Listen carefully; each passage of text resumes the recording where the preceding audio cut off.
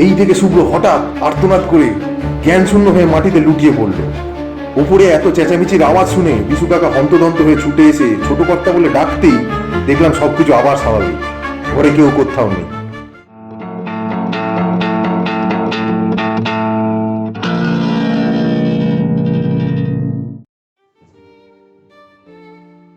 সবাইকে স্বাগত জানাচ্ছি গল্পকীর্তির প্রথম এপিসোডে। আজ আমরা শুনতে চলেছি পলাশ বিথির জমিদার বাড়ি। গল্প পাঠে তুহিন, কলমে শুভ্রজিৎ ও জয়ন্ত, সঙ্গে আমাদের গোটা টিম। অন্যান্য সহচরিত্র সায়ন, সৌরভ, জয়ন্ত ও শুভ্রজিৎ। মিউজিকে সৌরভ, গ্রাফিক্সে সায়ন ও এডিটিংয়ে Jayanta. Any digital copy of this content leading to piracy is a crime. Piracy করা দণ্ডনীয় অপরাধ। ধূমপান স্বাস্থ্যের পক্ষে ক্ষতিকারক। তাহলে শুরু করছি পলাশ বিথির জমিদার বাড়ি। স্কুল থেকে ফেরার পথে পশ্চিমের আকাশে চোখে পড়ল একগুচ্ছ মেঘ জমেছে। আজ মঙ্গলবার, বাচ্চাগুলো পড়তে আসবে, তাই দ্রুত পায়ে বাড়ির দিকে এগোতে লাগলাম। বাড়ি পৌঁছে দেখি আমার ছোট ক্লাসরুমে সবাই প্রায় উপস্থিত। হাতে গরম চায়ের কাপ নিয়ে ঘরে ঢুকতেই অকস্মাৎ বজ্রবিদ্যুতের চমকানিতে লোডশেডিং হয়ে গেল। তারই সাথে শুরু হলো অবিশ্রাম বৃষ্টি। বাচ্চাদের কারোরই আর পড়াতে মন রইল না। তাদের মাঝেই একজন বলে উঠল, স্যার, আজ আর পড়তে ভালো লাগছে না, আজ একটা গল্প শোনাবেন? গল্প শুনবি বলছিস? আচ্ছা, তাহলে আজকে তোদের পুরুলিয়ার পলাশভীতির একটা গোপন কাহিনী শোনাচ্ছি। আমরা সকলেই স্কুলের বন্ধু। ক্লাস 5 থেকে একসাথে বড় হয়েছি। বন্ধুত্বটা অনেক পুরনো।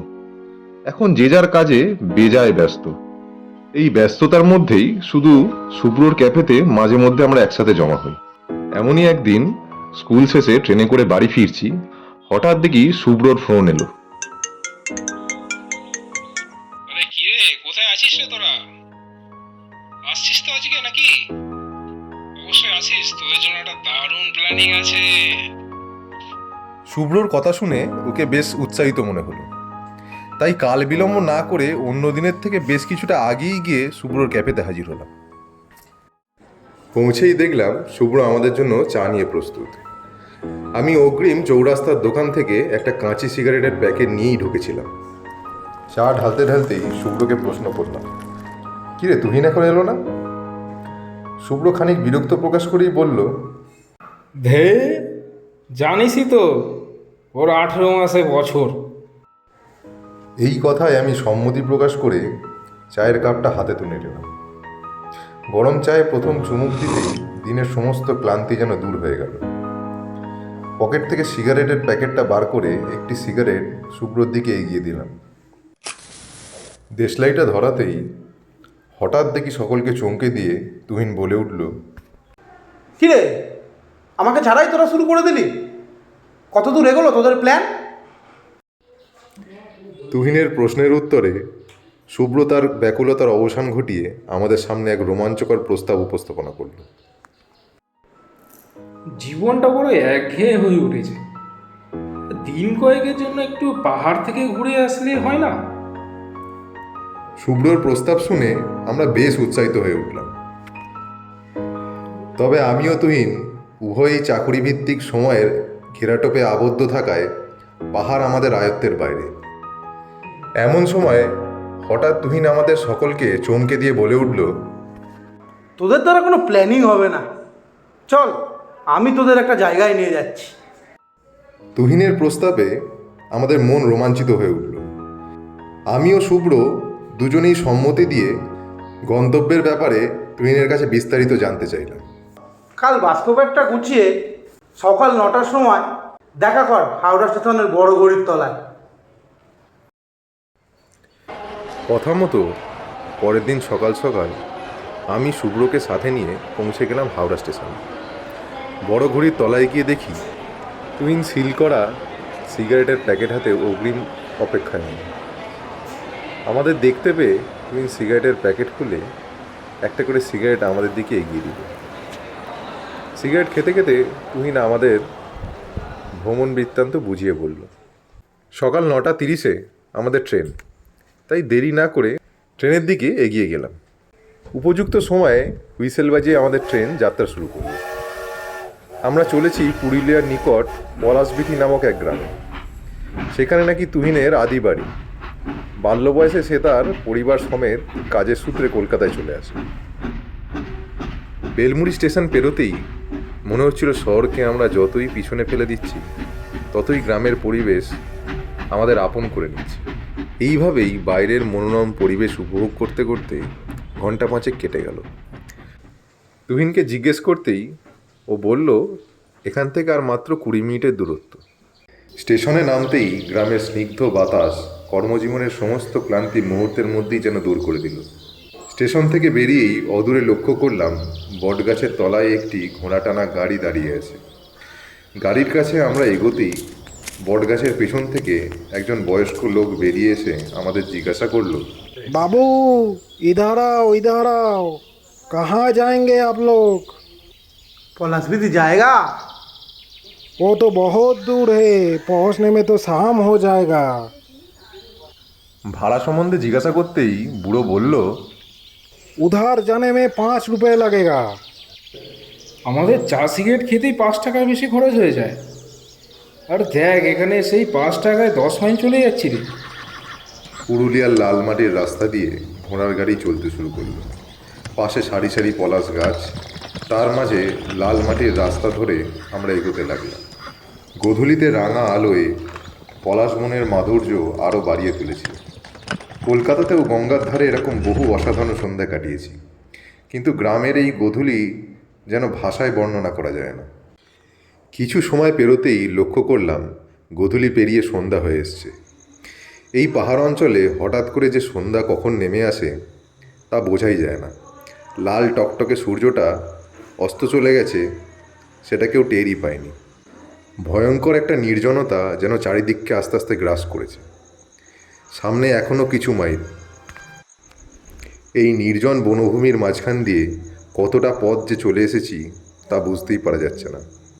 অনেক দূরে পাহাড়ে এখানকার আদিবাসীরা ঝুম চাষের জন্য আগুন জ্বালিয়েছে। সে কি সুন্দর দৃশ্য! মনে হচ্ছে পাহাড়ের এই অন্ধকার নির্জনতার মাঝে এক অকাল দীপাবলির যেন শোভা দেখা যাচ্ছে। যেতে যেতে ভাবছিলাম এই এক ভিন্ন জীবন। যারা 4 দেওয়ালের ঘর অফিস দেখতে দেখতে ক্লান্ত হয়ে পড়েছে, তাদের কাছে এই খোলা আকাশের নিচে প্রকৃতির মাঝে থাকাটা যেন স্বর্গের থেকে কোনো অংশেই কম নয়। এইভাবেই এগিয়ে চলেছি, হঠাৎ করে চালক বলে উঠল, वो देखो बाबूड़ा, सामने ही आप लोगों का मंजिल है, कुछ देर बाद ही पहुंच जाएंगे। চালকের কথা শেষ হতেই তুহিন বলল, অনেক দিন পর আবার ওই গ্রামে এসে বাবা জ্যাঠার কথা খুব মনে পড়ে গেল। পূর্বপুরুষেরা কেউই কোনোদিন চায়নি আমরা ভাইয়েরা এই পৈতৃক ভিটে ছেড়ে অন্য কোথাও চলে যাই। তুহিনের কথা শেষ হতেই লক্ষ্য করলাম ওর মুখে কেমন যেন একটা বিষণ্ণতার ছাপ। এই সময় শুভ্র তুহিনের পিঠে হাত বুলিয়ে দিতে দিতে বলল, ছাড় ওসব কথা ভাই। মানুষের অদৃষ্টে কি লেখা থাকে সে কি আর জানা যায় বল? এই কটা দিন সব কষ্ট দুঃখ ভুলে আমরা খুব আনন্দ কাটাবো দেখিস। এই বলতে বলতেই মোড়ের মাথায় ঘোড়ার গাড়ি এসে দাঁড়ালো। তুহিনের মধ্যে সে কি উন্মাদনা! এক লাফে গাড়ি থেকে নেমে পড়ল। আমরাও আস্তে আস্তে সব বাস্কো প্যাঁটা নিয়ে নেমে পড়লাম। শুভ্র চালকের পাওনা গণ্ডা মিটিয়ে দিতেই তুহিন মোড়ের মাথায় এক দোকানের দিকে ইশারা করে বলল, আরে হরি কাকা, চিনতে পারছো তো? বলো তো আমি কে? হরিকাকা তুহিনের মুখের দিকে কিছুক্ষণ ভুরু কুঁচকে তাকিয়ে থেকে বলল, ও ছোট কর্তা, এতদিন পর আমাদের মনে পড়লো। এই সময় লক্ষ্য করলাম দোকানে উপস্থিত আরও 3-4 জন নিজেদের আড্ডা ছেড়ে আমাদের দিকে কৌতূহল দৃষ্টিতে তাকিয়ে আছে। বুঝতে পারলাম কর্মসূত্রে তুহিন শহরে চলে গেলেও এদের মনে তুহিনের প্রতি ভালোবাসার একটুও ভাটা পড়ে না। তুহিন বলে উঠল, এই আমি আর আমার এই 2 বন্ধু কদিনের জন্য ঘুরতে এলাম তোমাদের গ্রামে। তুমি আমাদের 3টে চা দাও তো। গরম চায়ে চুমুক দিতেই তুহিন পকেট থেকে পাসিং শোয়ের প্যাকেট বার করে আমাদের হাতে একটা করে সিগারেট ধরিয়ে দিল। সিগারেট ধরিয়ে চায়ে চুমুক দিতে চোখ গিয়ে পড়ল গ্রামের প্রত্যন্ত রাস্তা দিয়ে একটা ক্ষীণ হলুদ শিখা এগিয়ে আসছে আমাদের দিকে। কৃষ্ণপঞ্চমীর সন্ধ্যার চাঁদের ম্লান আলোয় হেরিকেনের আলোক বলয়ের সীমিত পরিধির বাইরে কিছুই চোখে দেখা যাচ্ছে না। সিগারেট শেষ করা মাত্রই এক বৃদ্ধ ব্যক্তির অবয়ব আমাদের সম্মুখে উপস্থিত হলো। পরনে খাটো ধুতি ও ফতুয়া, কাঁধে একটা গামছা ঝুলছে, এক হাতে লাঠি আর এক হাতে হেরিকেন, চোখে ধূসর কাঁচের চশমা। বাবুরা এইছো? আমার আসতে খুব একটা দেরি হয়ে গেল না তো? তুমি একদম ঠিকই সময় এসে পৌঁছেছো। চলো আস্তে আস্তে বাড়ির দিকে এগোনো যাক। বিশু কাকা আমাদের বাস্ক প্যাটরা তুলে নিতে গেলে আমরা আপত্তি জানিয়ে সেগুলো নিজেরাই তুলে নিলাম। বিশু কাকা হেরিকেন হাতে আমাদের পথ দেখিয়ে এগিয়ে নিয়ে যেতে লাগলো। লাল মোরামের রাস্তা, রাস্তার দুদিকে বেশ কিছু কাঁটা বা ঝোপ জাতীয় গাছ হয়ে রয়েছে। চাঁদের ক্ষীণ আলোয় কিছু দূর অবধি জমি আর বাঁশবাগান পরিলক্ষিত হলো। এই অন্ধকারে তার থেকে বেশি কিছুই আর ঠাউর করা যায় না। মিনিট পাঁচেক হাঁটতেই এসে পৌঁছালাম জমিদার বাড়ির সামনে। বিশু কাকা হ্যারিকেনটা একটু উঁচু করে আমাদের বলল, এই হচ্ছে পলাশবিথির জমিদার বাড়ি। তৎকালে এখানে জমিদার আদিত্য বর্মন রায়ের আমলে যে কত মানুষের সমাগম ছিল সে বলে বোঝানো যাবে না। পাইক বড়গন্দাজ, ঘোড়সওয়ার, লাঠিয়াল, মুন্সি নিয়ে তা প্রায় শতাধিক লোক তো হবেই। আজ আর সেই সব কিছুই নেই। এত বড় বাড়িতে আমি একা মাত্র মানুষ, যক্ষের মতো পড়ে থাকি। সত্যিই তাই, আমিও বাল্যকালে দেখেছি দুর্গাপুজোয় এই বাড়ি সেজে উঠত সারি সারি ফুলের মালায়। তোরণের দুই দিকে থাকতো দুটি মশাল, বাগানে ফোয়ারা। সে কি দৃশ্য! গ্রামের সব মানুষেরা তিনবেলা পাত পেরে খেত এই বাড়িতে। ছাড় ওইসব কথা, তোরা ভেতরে চল। চাঁদের মৃদু আলোয় আমরা দেখলাম সামনে একটা মাঝারি আয়তনের দোতলা বিশিষ্ট অট্টালিকা। অবহেলায় অযত্নে দোতলার কিছু অংশ বট, অসত্য জাতীয় কিছু গাছ ভাঙা চুনসরকির দেওয়ালের মাঝে উঁকি মারছে। সামনে পরিপাটি করা একটা ছোট বাগান, তার সামনে দাঁড়িয়ে আছে মস্ত বড় একটা তোরণ। বিশু কাকার হ্যারিকেনের আলোয় তোরণটির স্থাপত্যশৈলীর অপরূপ নিদর্শন আমাদের চোখে পড়ল। অবশ্য তার ওপরেও থাবা বসিয়েছে অনাদর উদাসীনতায় বেড়ে ওঠা পাকুড়ের ঝোপ ও শ্যাওলার আস্তরণ। আমরা তোরণের তলা দিয়ে প্রবেশ করলাম জমিদার বাড়িতে। এই সময় শুভ্র বলল, তুহিন, তুই কেন যে এসব ছেড়ে ওই মূল্যহীন কলকাতায় পড়ে আছিস এই জানে। সেদিন রাতে বিশু কাকা নিজের সাধ্যমতো আমাদের জন্য রান্না করেছিল। আমরা হাত পা ধুয়ে জমিদার বাড়ির সাবেকিয়ানা উপভোগ করছি, এমন সময় খাবারের জন্য ডাক পড়ল। গিয়ে দেখি গরম গরম লুচি, বেগুন ভাজা, আলুর দম, পায়েস আমাদের জন্য অপেক্ষা করছে। খিদেও পেয়েছিল খুব। যথারীতি শুভ্র না না করেই 12-13টা লুচি খেয়ে ফেলল। খেয়ে দিয়ে আমাদের স্থান হলো জমিদার বাড়ির মস্ত পালঙ্কে। তুহিন বলল, এটাই আমার বাবার ঘর ছিল। এই বিছানাতেই মায়ের কোলে খেলে আমি বড় হয়েছি। লক্ষ্য করলাম তুহিনের চোখটাও ছলছল করছে। পরিস্থিতিটাকে হালকা করার জন্য শুভ্র তুহিনের দিকে সিগারেটের প্যাকেটটা এগিয়ে দিল। সবাই একটা করে সিগারেট ধরিয়েছি, এমন সময় বিশু কাকা ঘরের বাইরে থেকে আমাদের হুঁশিয়ারি দিয়ে গেলেন যেন আমরা রাত্রিবেলা বেশি এদিক ওদিক না করি এবং তাড়াতাড়ি যেন শুয়ে পড়ি। এই বলে সে নিজেও শুতে চলে গেলেন। আমরাও সে রাতে ক্লান্ত শরীরে গল্প করতে করতে কখন যে ঘুমিয়ে পড়েছি তা নিজেরাই জানি না। ভোরবেলা বনমোরগের ডাকে ঘুম ভাঙতেই ঘরের পূব দিকের জানলাটা গিয়ে খুলে দিলাম। দেখলাম দূরের পাহাড়ে মাথার রাঙা সূর্যটা সবে আবির্ভূত হয়েছে। তারই অরুণিমায় কুয়াশার চাদর ভেদ করে ধীরে ধীরে সমগ্র পাহাড়টিকে আলোকিত করে তুলেছে। কি অপরূপ শান্ত স্নিগ্ধ এই অরণ্যময় পাহাড় অঞ্চল! অজানা অচেনা পাখির কিচিরমিচির শব্দে চারপাশ কেমন মুখরিত হয়ে উঠেছে। এই দৃশ্যের লোভ একা একা উপভোগ করতে ইচ্ছা হলো না, তাই সবাইকে ঘুম থেকে তুলে বেরিয়ে পড়লাম এই মনোমুগ্ধকর সৌন্দর্যের সাক্ষী হতে। কিছু দূর এগোতেই শুভ্র বলে উঠল, হ্যাঁ রে তুহিন, এখানে কি কোনো নদী আছে নাকি রে কাছাকাছি? হ্যাঁ আছে তো, কিন্তু তুই কি করে জানবি? ভালো করে শোন, অদূরে কোনো জায়গায় জলধারার আওয়াজ হচ্ছে কি? হ্যাঁ, পাহাড়ের সন্নিকটেই শিলাবতী নদী বয়ে চলেছে।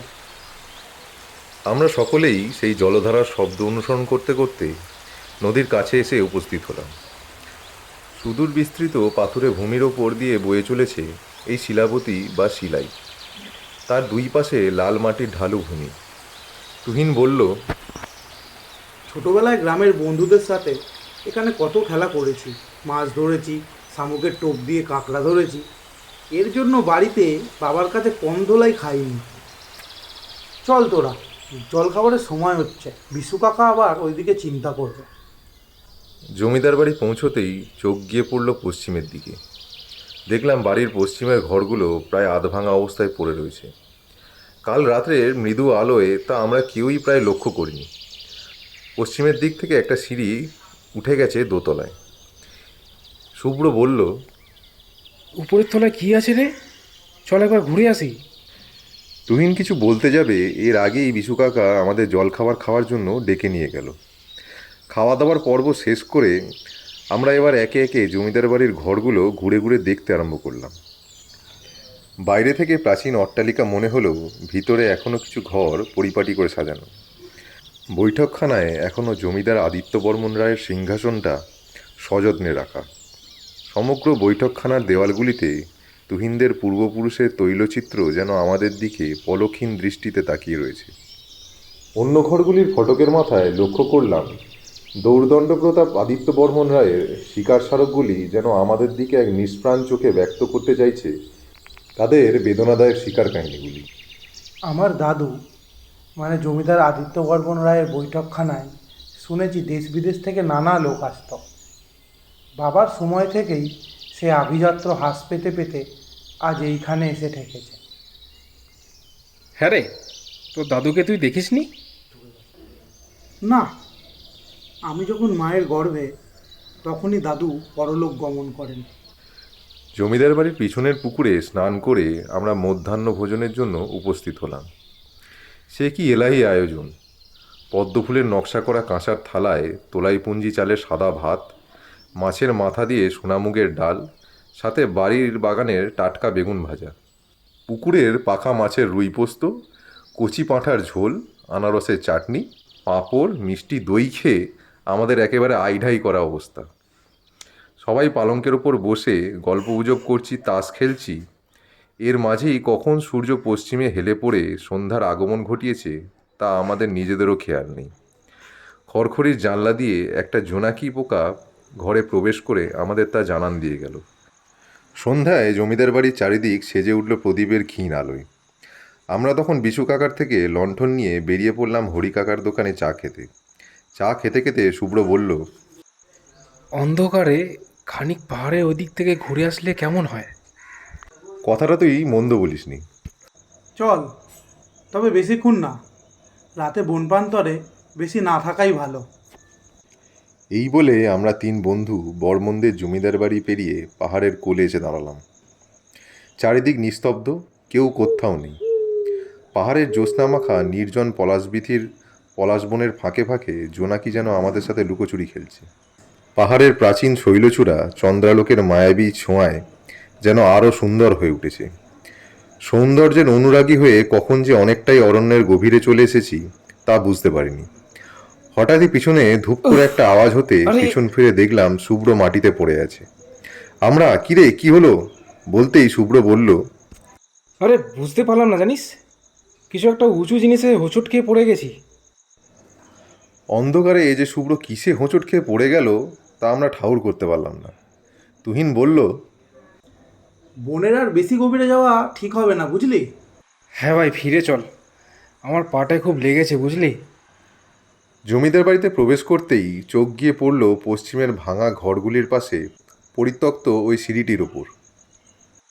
সকালে বাড়ির উপরটা তো দেখাই হলো না, চল তো একবার দোতলায় ঘুরে আসি। রাতে কি আবার উপরে যাবি? চল, নাহলে শুভ্র রাতটা আর শান্তি হবে না। সকাল থেকে দোতলায় যাবে বলে ও একেবারে হাঁকুপাঁকু করছে। এমন সময় বিশু কাকা আমাদের পিছনে এসে দাঁড়ালো। আমাদের কথা শুনে কিঞ্চিত চিন্তাগ্রস্ত হয়ে বিশু কাকা বলল, রাত বিরেতে এদিক ওদিক ঘুরো না, চলো সবাই খেয়ে নিয়ে বিশ্রাম নাও, কাল তো আবার তোমাদের ট্রেন সকালে। বিশু কাকার কথা অমান্য না করে আমরা সবাই খেতে বসে গেলাম। আমরা তৃপ্তি সহকারে রাত্রিবেলা পরোটা ও আলুর তরকারি উপভোগ করছি। এই সময় হঠাৎই একটা নূপুরের আওয়াজ আমাদের কানে এলো। শুভ্র একটু হকচকিয়ে হঠাৎ বলে উঠল, হ্যাঁ গো বিশু কাকা, উপরে কি কেউ থাকে?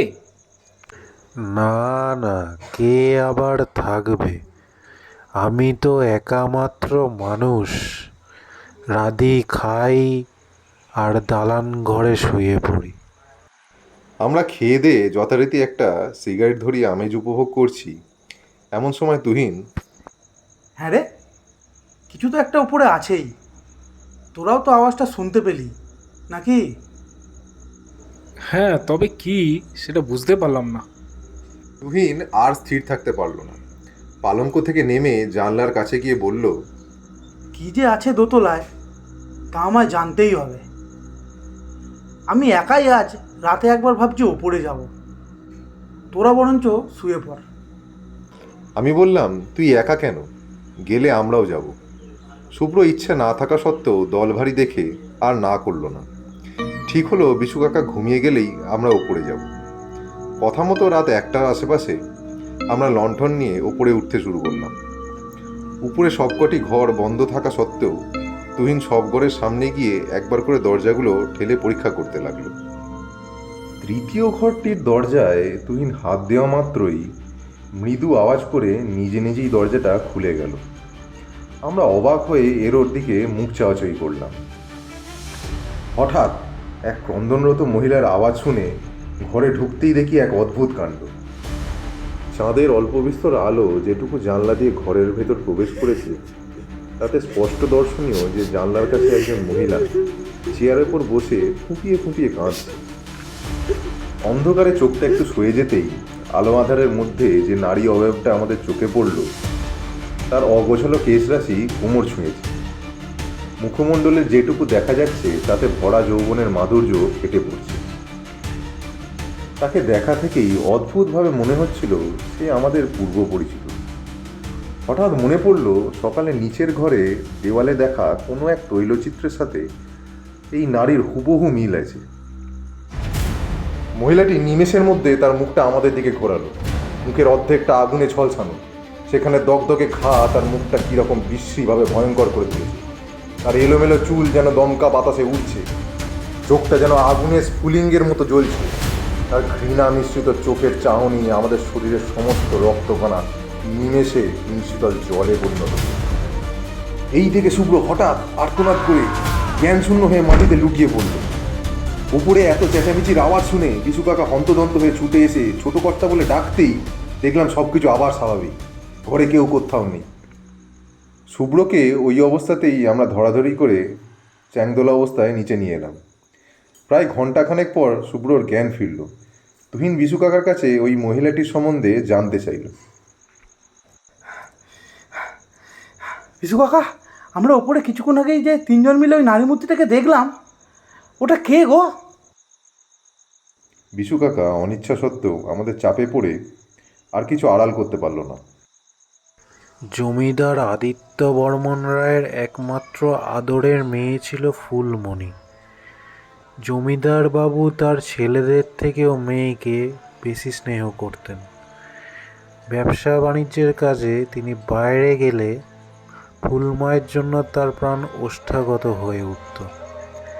বাড়ি এসে সে সবার আগে ফুলমাকেই খুঁজতেন।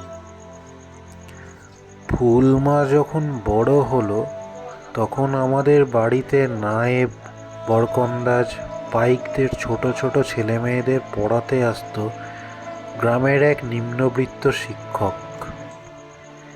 শিক্ষক ব্রজকিশোর দাস ও ফুলমণি যে কখন একে অপরকে ভালোবেসে ফেলেছিল তা কেউ আমরা টের পাইনি। একদিন জমিদার বাড়ির পেছনে পাহাড়ের কাছে জঙ্গলে তাদের গল্প করতে দেখে ফেলেছিল জমিদার আদিত্য বর্মন। তিনি তখন শিকার করে জঙ্গল থেকে ফিরছিলেন। দেখা মাত্রই রাগে তার চোখ মুখ বিস্ফোরিত হয়ে ওঠে। ফুলমণিকে টানতে টানতে এসে সেখান থেকে নিয়ে আসেন এবং তার ঘরে বন্দি করে দেন। আর ব্রজকিশোরকে সেই রাতেই জমিদারের লাঠিয়ালরা মেরে পাহাড়ের জঙ্গলে পুঁতে দেয়। উপরের ঘরের পশ্চিমের জানলা থেকে সেই জায়গা বেশ স্পষ্টই দেখা যায়। সেই দেখে এই যন্ত্রণা সহ্য করতে না পেরে ফুলমা নিজের ঘরে গায়ে আগুন দিয়ে আত্মহত্যা করে। তুমি মাকে দেখেছো ছোট কর্তা? সে তো তোমারই। বুঝেছি, উনি আমারই পিসি। আমি আর শুভ্র তুহিনকে সান্ত্বনা দিচ্ছি। বিশু কাকা চোখ মুছতে মুছতে বললেন, তাদের ভালোবাসার পরিণতি না পাওয়ায় আজও ফুলমায়ের অতৃপ্ত আত্মা দোতলার ওই ঘর থেকে ব্রজকিশোরের শায়িত কবর দেখে যন্ত্রণায় কাঁদে। গরিব মানুষের কি আর ভালোবাসার অধিকার আছে? এই বলে বিশু কাকা থেমে গেল। সারা রাত আমরা তিনটে প্রাণী চোখের পাতা এক করতে পারলাম না। তুহিন স্থির হয়ে জানলার কাছে বসেই রইল। আমরাও যে ওকে কী বলে সান্ত্বনা দেব তার কোনো ভাষা খুঁজে পেলাম না। ভোর হতেই তুহিন বিশু কাকাকে ডেকে বলল, আচ্ছা, ব্রজকিশোর বাবুর কবরটা কোথায়? আমাদের দেখাতে পারবে? আমরা বিশু কাকার পিছন পিছন জঙ্গলে প্রবেশ করে দেখি কাল শুভ্র ঠিক যে জায়গাটাতে মুখ থুবড়ে পড়েছিল সেটা এই কবরের জন্যই। শুভ্র বলল, এই জায়গাটাই তো কাল আমি হোঁচট খেয়ে পড়ে গেছিলাম। মাস্টারমশাই, আমাকে ক্ষমা করে দেন। বিশু কাকা, গ্রামে সাধ্যশান্তি ক্রিয়া করে এমন কোনো ঠাকুরমশাই তোমার জানাশোনা আছে? হ্যাঁ, ত্রিলোকনাথ ভট্টাচার্য বলে একজন সিদ্ধ পুরুষ আছেন। সেই ব্রাহ্মণের নির্দেশ অনুযায়ী শিলাবতী নদীর ধারে ব্রজকিশোর বাবুর অস্থিপঞ্জরগুলি নিয়ে শেষকৃত্য সম্পন্ন করল তুমি। শ্রাদ্ধ শান্তি ক্রিয়ার সময় ফুলমণি দেবী ও ব্রজকিশোর বাবুর নামে পিণ্ড দিয়ে আমরাও নিজেদের বাড়ির দিকে রওনা দিলাম। এসেছিলাম কর্মব্যস্ততার ক্লান্তি ও একঘেয়েমি দূর করে একটু হালকা হতে, কিন্তু ফিরে যাচ্ছি এক যন্ত্রণাময় ও বেদনাদায়ক স্মৃতি নিয়ে। গল্পটি ভালো লাগলে লাইক, কমেন্ট ও আপনাদের বন্ধু বান্ধব ও প্রিয়জনের কাছে শেয়ার করতে যেন ভুলবেন না। এরকম আরও নানান গল্পের সাক্ষী হতে গল্পকীর্তির পাশে থাকুন। চ্যানেলটি সাবস্ক্রাইব করে বেল নোটিফিকেশানটা অন করে দিন। কিছু ভয়, কিছু রহস্য, কিছু প্রেম ও কিছু হাসির কীর্তিকলাপ নিয়ে তৈরি আমাদের এই গল্পকীর্তি।